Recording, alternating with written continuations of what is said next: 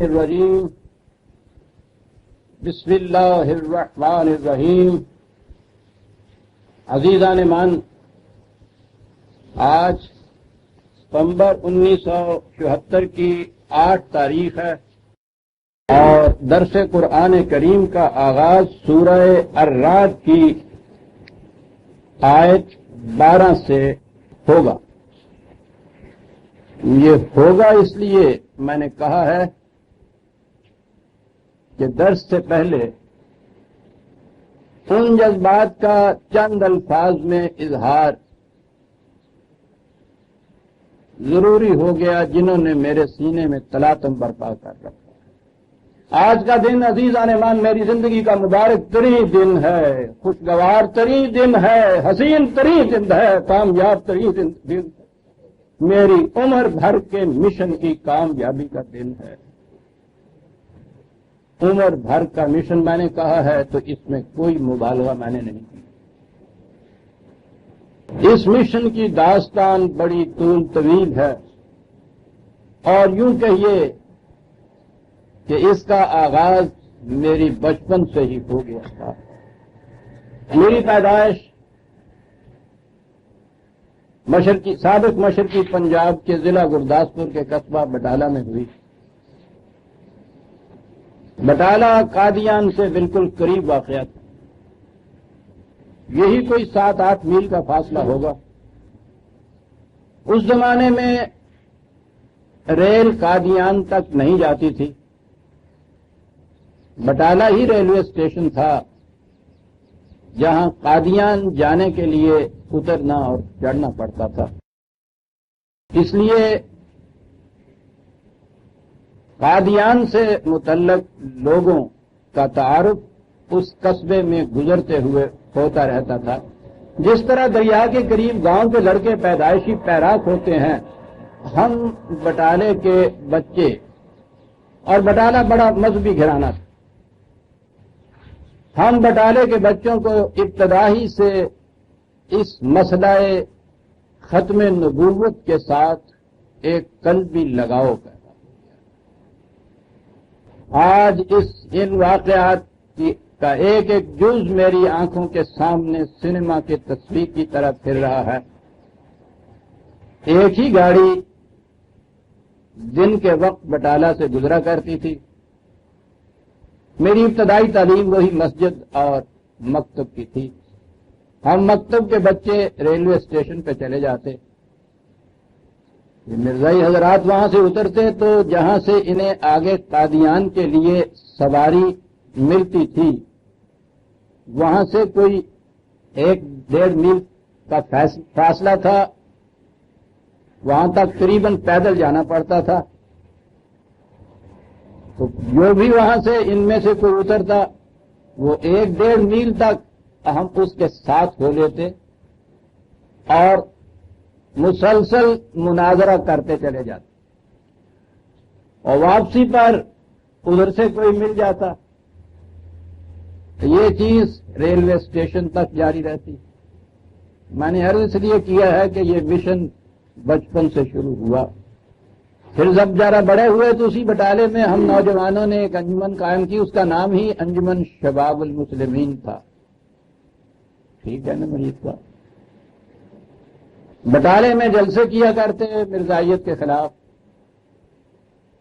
اور ہندوستان بھر کے جید علماء کرام اس میں شریک ہوا کرتے۔ مولانا سید عطا اللہ شاہ بخاری مرحوم، ان کا پہلا تعارف انہی جلسوں کی نسبت سے دنیا میں ہوا۔ وہ امرتسر کی ایک مسجد کے خطیب، دیوبند کے بڑے بڑے جید علماء کرام ان جلسوں میں شرکت کرتے، اور پھر آہستہ آہستہ ہم نے یہ نہج ڈالی کہ یہ جلسے خود قادیان میں جا کر ہم منعقد کیا کرتے۔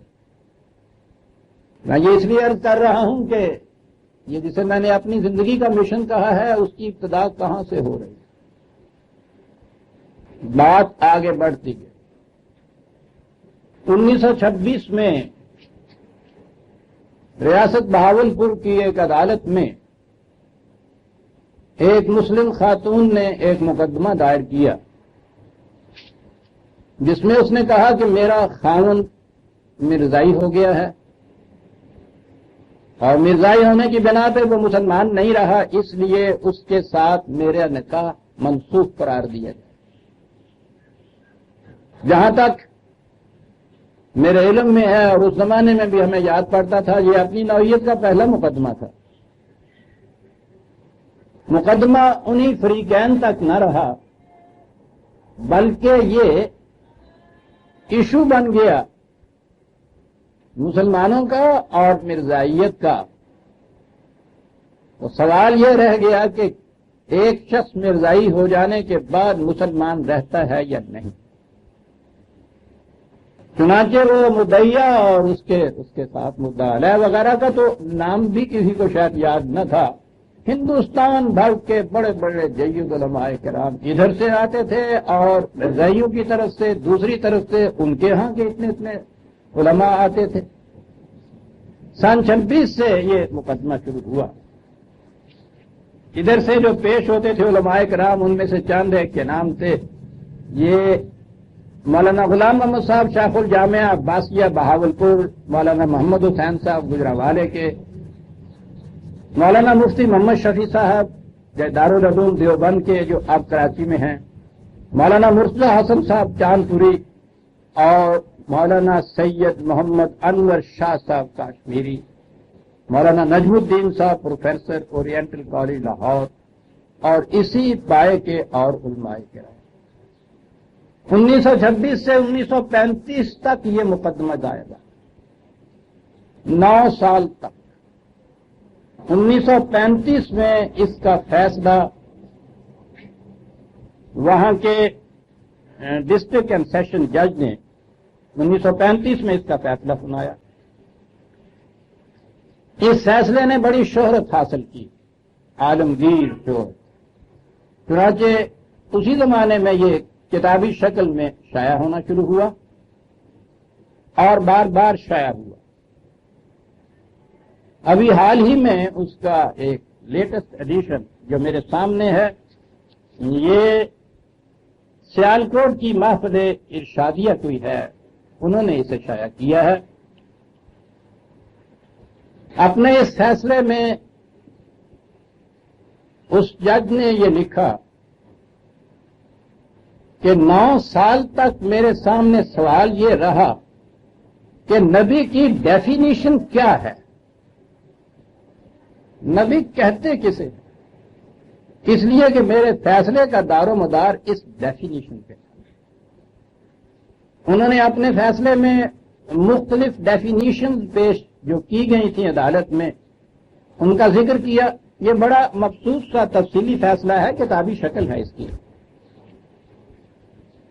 انہوں نے لکھا یہ کہ یہ تعریف ہے، یہ اس کے صفحہ 107 سے میں کچھ الفاظ پڑھ رہا ہوں۔ یہ تعریفیں چونکہ اس حقیقت کے اظہار کے لیے کافی نہ تھیں، اس لیے میں اس جستجو میں رہا کہ نبی یا رسول کی کوئی ایسی تعریف مل جائے جو تصریحات قرآن کی روح سے تمام لوازم نبوت پر حاوی ہو۔ پھر انہوں نے کہا کہ اس سلسلے میں ایک اور تھے مولانا محمود علی صاحب، رندھیر کالج کے پروفیسر تھے، انہوں نے کہا کہ میں نے ان کی طرف بھی رجوع کیا، ان سے بھی معلوم کیا، لیکن ان کی تعریف بھی مجھے دلچسپ معلوم نہ ہوئی۔ یہ اس دور کی بات ہے، میں ملازمت میں تھا دلی میں، مختلف رسائل میں میرے مضامین شائع ہوا کرتے تھے۔ مقدمہ عدالت میں تھا، میں براہ راست اس میں جا نہیں سکتا تھا۔ انہوں نے اس کے بعد یہ لکھا ہے کہ یہ کوئی تعریفیں میرے لیے قابل اطمینان نہ ہوئی اور میں اس جستجو میں رہا اور مقدمہ لمبا ہوتا چلا جا رہا تھا۔ آخر کار ایک رسالہ میں ایک مضمون بعنوان مکینکی اسلام، عنوان بھی یہ تھا اس مضمون، آج جناب چودھری غلام احمد صاحب پرویز، یہ میرے عہد جاہلیت کی بات ہے، چودھری بھی اس زمانے میں لکھا کرتا تھا۔ آخر کار ایک رسالے میں ایک مضمون بعنوان مکینکی اسلام از جناب چودھری غلام احمد صاحب پرویز میری نظر سے گزرا۔ اس میں انہوں نے مذہب اسلام کے متعلق آج کل کے روشن ضمیر طبقہ کے خیالات کی ترجمانی کی ہے اور پھر خود ہی اس کے حقائق بیان کیے ہیں۔ مضمون ختم نبوت سے متعلق نہیں تھا، ضمناً یہ بات اس میں آ گئی تھی۔ انہوں نے لکھا کہ اس سلسلے میں نبوت کی جو حقیقت انہوں نے بیان کی ہے، میری رائے میں اس سے بہتر اور کوئی بیان نہیں کی جا سکتی، اور میرے خیال میں فریقین میں سے کسی کو اس پر انکار نہیں ہو سکتا، اس لیے میں ان کے الفاظ میں ہی اس حقیقت کو بیان کرتا ہوں۔ اور اس کے بعد انہوں نے وہ میرا مضمون جو تھا اس میں سے یہ اقتباسات دیے، اور یہ سارا کچھ نقل کرنے کے بعد انہوں نے کہا کہ آج میرا اطمینان ہو گیا ہے اور اس مسئلے کا فیصلہ کرنا میرے لیے آسان ہو گیا ہے، اور فیصلہ یہ ہے کہ ایک شخص میں ضعیف ہو جانے کے بعد مسلمان نہیں رہتا، اس مدعیہ کا خاوند مرتد ہو گیا تھا، اس کا نکاح میں فسق کرتا۔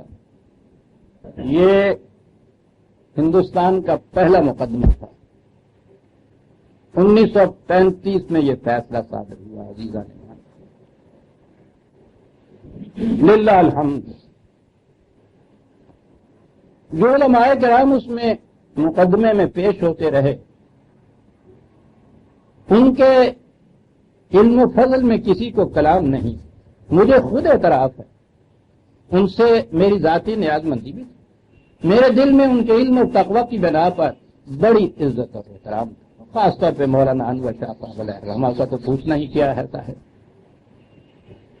سوال خود میرے دل میں بھی یہ پیدا ہوا کہ 9 سال تک ہندوستان بھر کے اتنے بڑے بڑے جلیل القدر علماء وہ جس بات سے مطمئن نہ کر سکے ایک فاضل جج کو، وہ میرے ایک مضمون کے ضمنی سے اقتباسات سے انہیں اتنا مطمئن کیا، تو وہ بات کیا تھی؟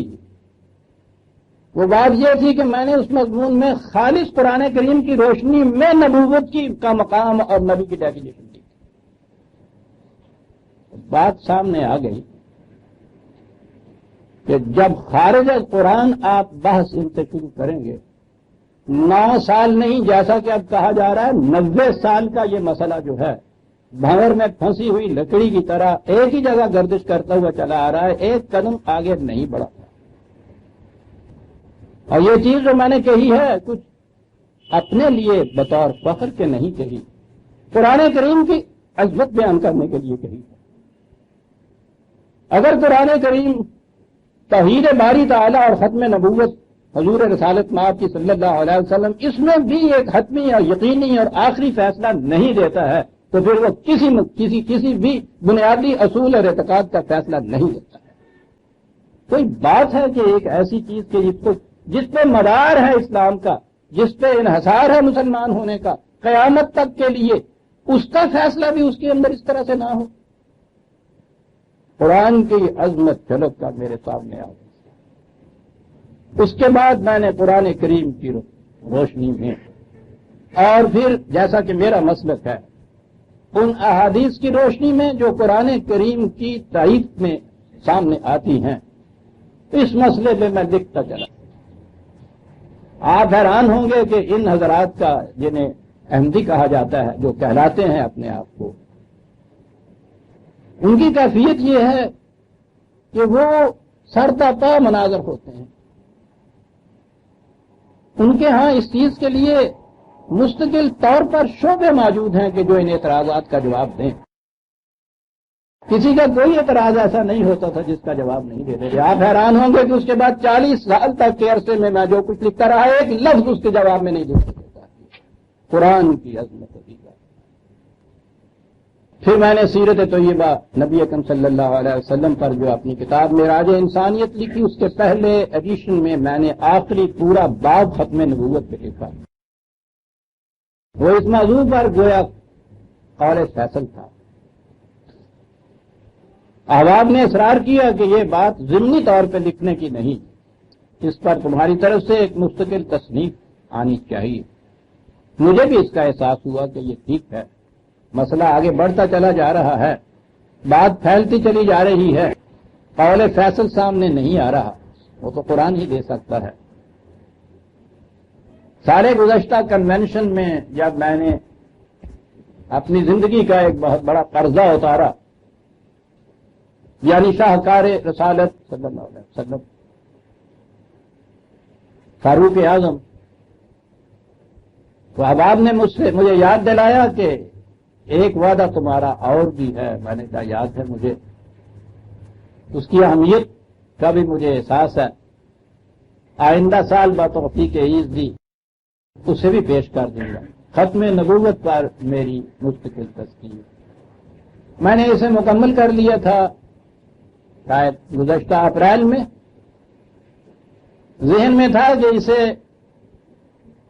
بتدریج نہایت حسن و خوبی سے اس کی طباعت کرائی جائے گی اور کنونشن میں اسے احباب کی خدمت میں حسب معمول تحفتاً پیش کروں گا کہ مئی جون میں یہ ربوہ کا حادثہ رونما ہو گیا اور اس مسئلہ نے یکا یک بڑی اہمیت اختیار کر لی.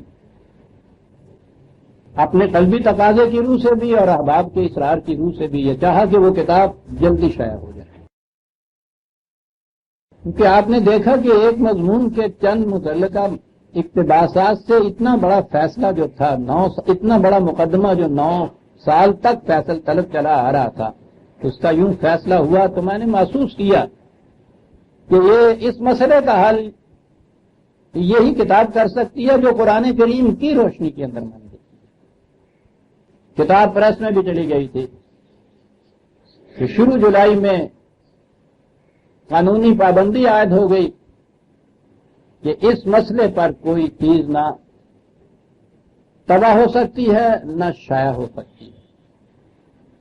کتاب کی طباعت اور اشاعت روک دینی پڑی جس کا مجھے بڑا صدمہ اس لیے ہوا کہ میں دیکھ رہا تھا کہ یہ پارلیمان کی جو کمیٹی اس مسئلے کو زیر بحث لائی ہوئی تھی اس میں خود ان احمدی حضرات کے رہنماؤں کے ساتھ جو ان کے بطور شہادت کے وہ پیش ہوتے تھے اور ان کے ساتھ جو بحث ہوتی تھی غالباً 9-10 دن تک وہ رہی.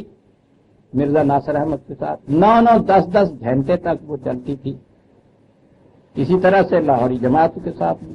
اور مجھے رہ کے یہ بات آ رہی تھی کہ ایک کاش یہ کتاب کہیں شائع ہو چکی ہوتی تو اس میں نہ 3 مہینے کا وقفہ لگتا نہ ایک دن میں 9 گھنٹے کی بحث کی ضرورت پڑتی.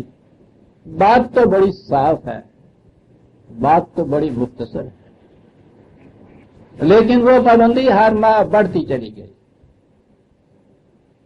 وہ اس وقت تک پابندی جاری, لیکن بہرحال سفینہ جب کے کنارے پہ آ لگا غالب. آج ان چیزوں کے دہرانے کا دن نہیں. کل پاکستان کی مجلس قوانین ساز نے جو قانون پاس کر دیا ہے وہ اس مسئلے کا قول فیصل ہے, اس کا آخری حل ہے. میں ڈرتا یہی تھا کہ کہیں وہ الفاظ مبہم نہ رہ جائے کہ یہ جو 90 سال تک بات آگے نہیں بڑھی اور 3 مہینے تک ان کے لیے کچھ کرنا پڑا, اس کا سارا راز اس میں تھا کہ یہ جو ان کے ہاں کا لٹریچر ہے اس میں ابہام و تلبیس بڑی. اور میں محسوس یوں کرتا تھا کہ ان کے ہاں کے یہ لوگ اپنے موضوع کے بڑے ماہر ہیں, ایکسپرٹ ہیں. مقابلے میں بہرحال علماء کرام بھی کچھ تھے اس مجلس کے اندر. یوں ہی یہ خطرہ پیدا ہوتا تھا کہ شاید ان لوگوں کا ابہام و تلبیس کہیں مؤثر نہ ہو جائے, لیکن بحمداللہ ایسا نہیں ہوا.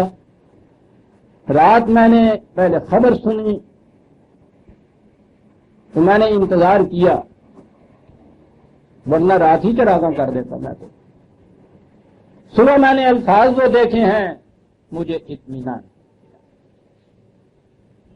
بات صاف ہوئی ہے عزیزان مان کہ حضور نبی اکرم صلی اللہ علیہ وسلم کو سلسلہ انبیاء کرام کی آخری کڑی نہ ماننے والا اور اس کے بعد دعوی نبوت کرنے والا, خواہ وہ کسی معنی میں, کسی تعبیر میں, کسی تعویل میں کیوں نہ ہو, وہ دائرہ اسلام سے خارج ہے، اور اس شخص کو نبی یا مذہبی رہنما ماننے والا مسلم ماننے والا وہ بھی دائرہ اسلام سے خارج ہے۔ اور اس کے بعد انہوں نے ان دونوں گروہوں کو، جسے قادیانی اور لاہوری کہا جاتا ہے، ان دونوں گروہوں کو اپنے آئین کی اس شک میں شامل کر دیا ہے جس میں غیر مسلم اقلیتیں شامل ہیں، ہندو، بدھ، سکھ، پارسی، عیسائی، اور اس کے ساتھ لاہوری احمدی اور قادیانیہ۔ اس تمام دوران میں میں کہتا یہ چلا آ رہا تھا کہ یہ مسئلہ، یہ علماء کرام کے انفرادی فتووں کا مسئلہ نہیں ہے۔ انگریز کی حکومت کے زمانے میں تو ہمارے پاس کوئی چارہ کار نہیں تھا، اس لیے یہ انفرادی طور پہ فتوے دیے جاتے تھے، اور کیا کیا جاتا۔ اور ویسے بھی جب دین مذہب کی سطح پہ آ جاتا ہے تو پھر فتوے فیصلے باقی رہتے ہیں، قانون نہیں رہتا۔ تشکیل پاکستان کے بعد میں یہ کہہ رہا تھا کہ یہ مسئلہ قانون کا ہے، بلکہ میں کہتا تھا یہ مسئلہ آئین کا ہے، اور آئین کا اس لیے ہے کہ اس مملکت کی بنیاد دو قومی نظریہ پر ہے، اور دو قومی نظریہ یہ ہے کہ مملکت کی حدود میں اور اس کے بعد ساری دنیا میں بسنے والے مسلمان ان ایمان کے اشتراک کی بنا پر ایک منفرد مختص الگ قوم کے افراد ہیں، اور تمام غیر مسلم دوسری قوم کے فرد ہیں۔ اس لیے ایک مملکت جو اسلامی ہونے کی مدعی ہے، اس کے لیے سب سے پہلے کرنے کا کام یہ ہے، اس کی بنیاد کا تقاضا یہ ہے کہ وہ یہ فیصلہ کرے کہ مسلم کی ڈیفینیشن کیا ہے، کون لوگ اس شک میں آتے ہیں، اور غیر مسلم کسے کہا جاتا ہے۔ اس میں تأمل اور تردد اس بات سے تھا کہ 1953 میں جب یہ ختم نبوت کا یہ مسئلہ سامنے آیا اور منیر کمیٹی نے اس کے حل کے لیے علماء کرام کو بتایا، تو پوچھا یہی گیا تھا کہ مسلمان کی ڈیفینیشن کیا ہے۔ منیر کمیٹی کی رپورٹ مطبوعہ شکل میں موجود ہے، اس میں آپ دیکھیے ان تمام علماء کرام سے یہ پوچھا گیا سیدھا سا سوال کہ مسلمان کسے کہتے ہیں، تاکہ یہ فیصلہ کیا جائے کہ یہ جو اپنے آپ کو احمدی کہتے ہیں یہ مسلمان ہیں یا نہیں۔ ڈیفینیشن مسلمان کی سامنے آئے گی تو فیصلہ ہوگا نا کہ اس ڈیفینیشن پہ یہ پورے اترتے ہیں یا نہیں۔ اور آپ دیکھیے وہ جوابات جو ہیں، بیشتر تو ان میں وہ ہیں جنہوں نے کہا کہ وہ اس سوال کا جواب اور آپ فوراً مانگتے ہیں ہم سے، جی اس کے لیے تو کچھ مہلت ملنی چاہیے۔ پھر جنہوں نے جواب دیے ہیں، ایک کا جواب دوسرے کے ساتھ نہیں ملتا، اور بالآخر اس کمیٹی کو یہ لکھنا پڑا کہ کتنی دقت ہے ہمارے لیے کہ یہی مسئلہ صاف نہیں ہے، اور جو ایک ڈیفینیشن اس مسلمان ہونے کی ہے اس کی روح سے دوسرے لوگ جو ہیں وہ غیر مسلم رہ جاتے ہیں۔ انہوں نے لکھا یہ تھا، اور اس میں تو کیانی اور منیر تھے، اور کیانی تو آپ جانتے ہیں کتنا طنز کا بادشاہ تھا۔ انہوں نے لکھا یہ تھا کہ خود ہمارے لیے یہ دقت آ گئی کہ اگر ہم ان ڈیفینیشن میں سے کسی کے مطابق اپنے آپ کو مسلمان کہتے ہیں تو باقی سب علماء کی نگاہ میں کافر ہو جاتے ہیں، اور اگر ہم ان میں سے کسی ایک ڈیفینیشن کو نہیں مانتے، خود اپنی ڈیفینیشن کے مطابق مسلمان ہوتے ہیں تو سب کی نگاہوں میں کافر ہو جاتے ہیں۔ لہذا خیریت اسی میں ہے کہ اس رپورٹ کو بغیر یہ فیصلہ دیے ہوئے ختم کر دیا جائے۔ اور انہوں نے کہا السلام علیکم، وہ رپورٹ ختم کیوں کر دی گئی؟ لیکن جو مملکت دین کی بنیادوں پہ قائم ہو وہ تو اسے یوں ختم نہیں کر سکتی، اور وہ اس لیے ہے عزیزان من کہ جیسا کہ ذرا آگے چل کر بات ہوگی، ابھی تو نکھر کے یہ چیزیں سامنے نہیں آئیں۔ دین کی بنیادوں پہ جو مملکت قائم ہوتی ہے اس میں مسلم اور غیر مسلم کے اندر صرف قومیت ہی کی تفریق کے لیے یہ ضروری نہیں کہ تمیز کی جائے، اس میں غیر مسلم اہل ذمہ کہلاتے ہیں۔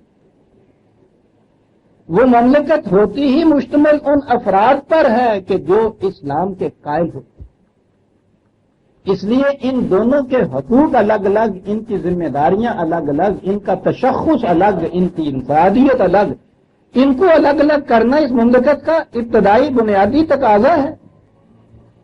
اس لیے بھی یہ ضروری بات تھی، اور میں اس پہ زور دیتا چلا آ رہا تھا کہ یہ سوال اب مذہب کی سطح پر انفرادی فتووں پہ نہیں چھوڑنا چاہیے، یہ مملکت کو ٹیک اپ کرنا چاہیے اور وہ فیصلہ کرے اس امر کا۔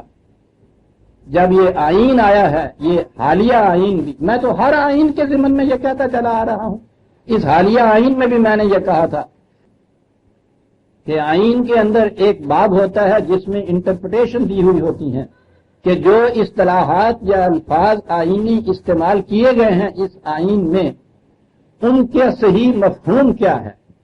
تو میں نے کہا تھا کہ اور تو تمام مفاہیم آپ نے دے دیے، بنیادی مفہوم کے مسلمان کسے کہتے ہیں یہ اس میں پھر نہیں آیا۔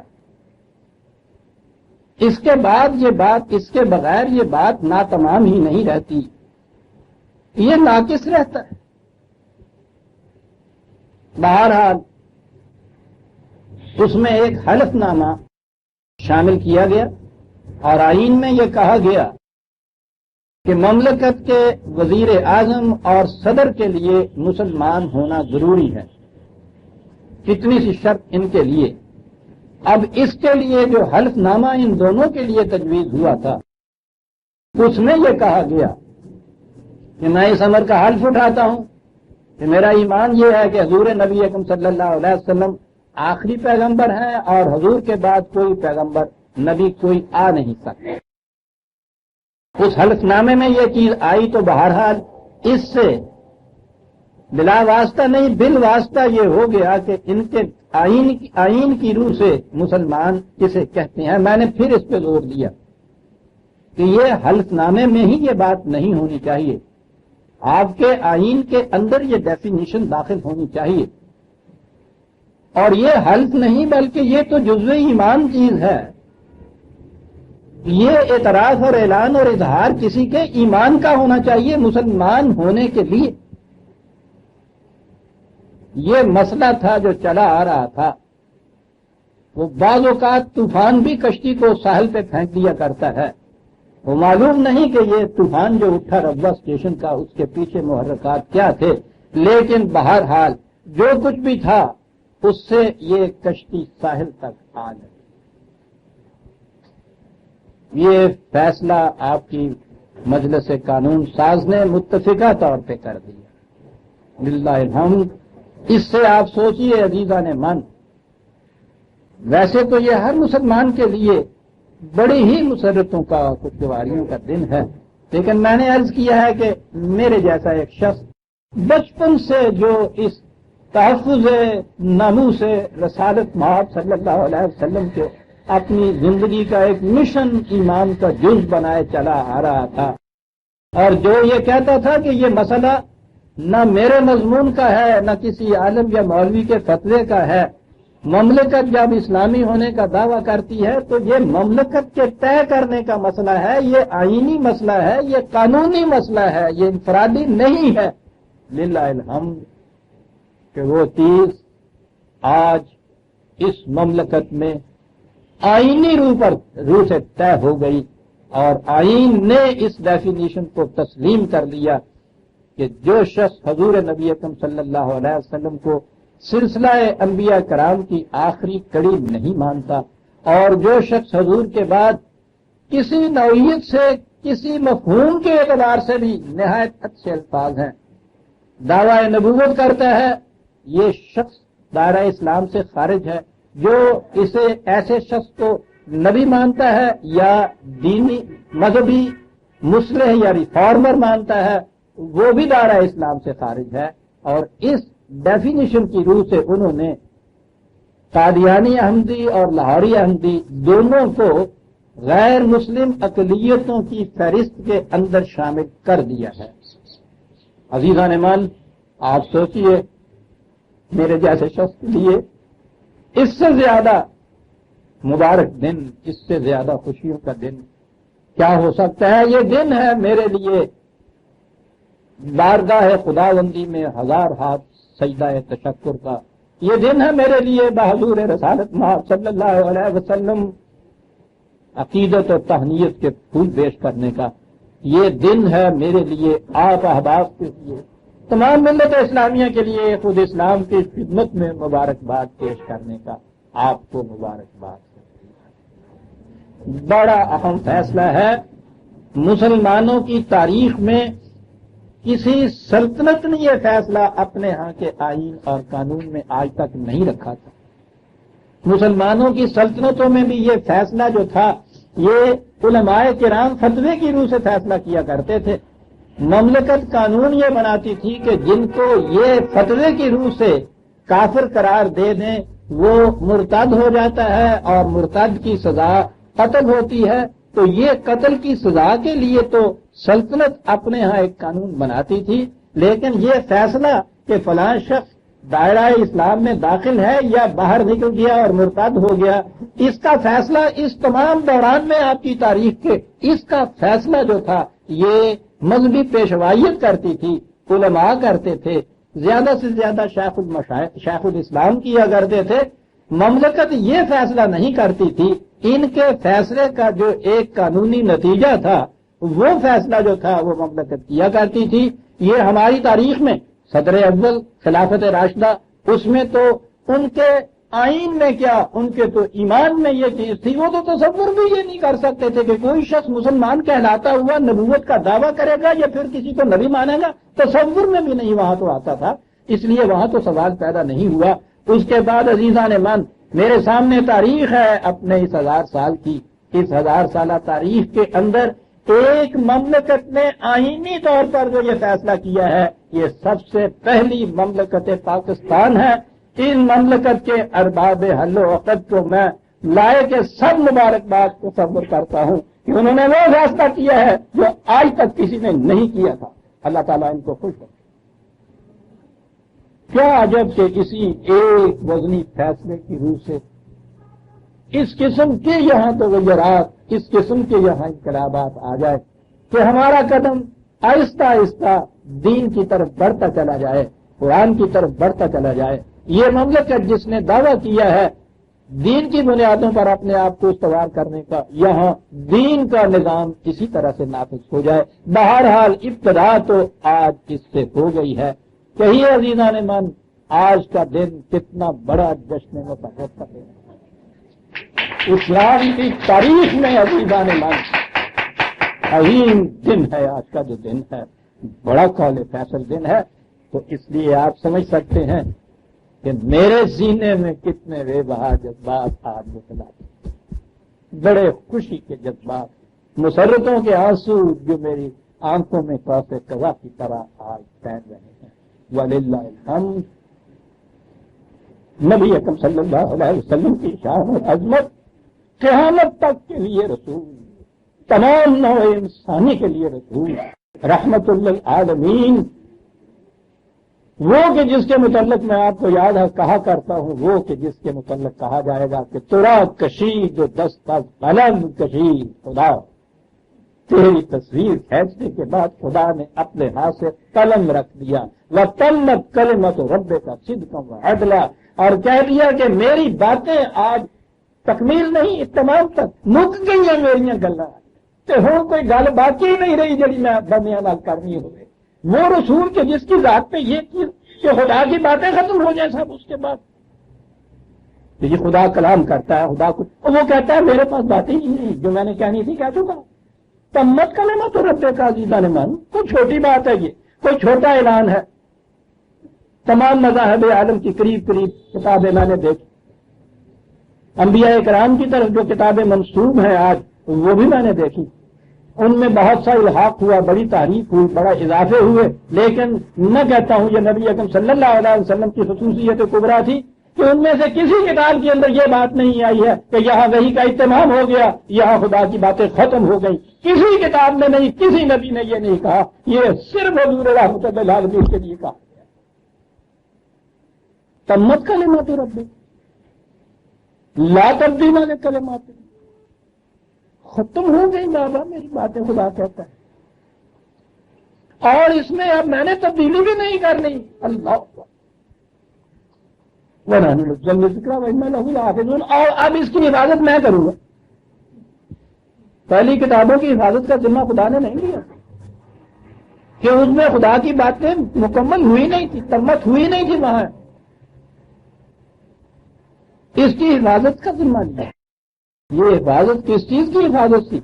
حضور رسالت مآب کی حتمیت کی حفاظت تھی. کتاب میں اطمینان ہو گیا، خدا کی باتوں کا دین میں تکمیل ہو گئی، غیر متبدل محفوظ. اس کے بعد عزیزان من، وہ کوئی نبی وہ آئے گا کاہے کے لیے؟ سوچیے تو صحیح.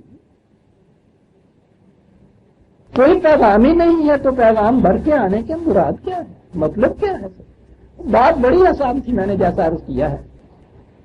میرے ساتھی نے عطا کی تھی میں بے درد و صاف، رنگ جو کچھ دیکھتے ہو میرے پیمانے کا ہے. اس میں جو کچھ آپ رنگ دیکھتے تھے اس بات میں وہ انسانوں کے پیمانے کا پیدا کرتا تھا.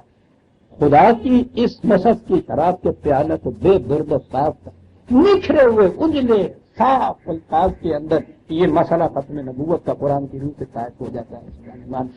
للہ الحمد، اللہ تعالیٰ نے اس مسئلے کو یوں طے کیا. اور سب سے بڑی چیز یہ کہ یہ ملک ان فسادات کی آگ سے بچ گیا جو جگہ جگہ سلگتی نظر آ رہی تھی.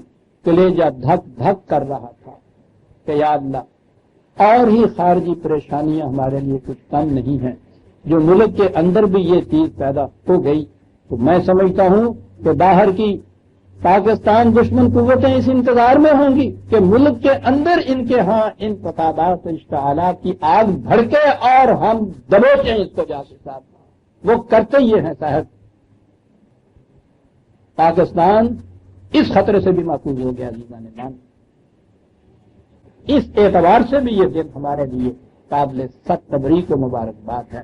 اللہ تعالیٰ اس مملکت کو ابد تک محفوظ رکھے کہ یہ بہرحال گہوارہ بنے گی، بنتی جا رہی ہے اس کے اس کلام عظیم کو عملاً نافذ کرنے کا، جس کی ایک پہلی مثال جو ہے جیسے میں نے عرض کیا تاریخ کے اندر یہ اس مملکت میں اس قانون کے پاس کرنے سے، آئین میں اپنے اسے داخل کرنے سے اس کی مثال قائم کر دی ہے. اللہ تعالیٰ ہمارے ہاں کے ارباب اقتدار کو توفیق عطا فرمائے کہ اسی طرح سے وہ آہستہ آہستہ بتدریج قرآن کریم کی ایک ایک شق کو یہاں عملاً دستور کا جز، قانون کا حصہ بناتے ہوئے چلے جائے. کیا عجب ہے کہ اسی طرح سے ہماری یہ اتنی بگڑی ہوئی قسمت پھر سے دور ہو جائے کہ یہ دور ہونی ہی ختم رسالت سے ہے، یہ دور ہونی ہی قرآن کی تکمیل پر ایمان سے ہے. ربنا تقبل منا انک انت السمیع العلیم. اور اس مختصر الفاظ میں اظہار جذبات کے ساتھ، ورنہ آپ جانتے ہیں کہ یہ موضوع ہو، مجھے اس کا موقع ملے اور فرصت ملے تو میں اسے مختصر الفاظ کے اندر ختم کر دوں. درس کا تقاضا آج اتنا ہی ہے. یار زندہ صحبت باقی، یہ باتیں تو ابھی باقی چلتی جائیں گی، آگے بھی ہوں گی. کنونشن بھی تو اب آ رہی ہے خدا کے فضل کرم سے، یہ سب کچھ ہوگا. یہ پابندیاں اگر یہ ختم ہوئی، سرے 10 تو 15 ستمبر تک یہ پابندیاں ہیں. کتاب میری اس طرح سے پریس کے اندر رکھی ہوئی، یہ پابندیاں ختم ہوئیں اور وہ کتاب آپ کے سامنے آئے گی. اس میں یہ ٹھیک ہے مسئلہ یوں حل ہوا ہے، اس میں کم از کم آپ یہ دیکھ لیں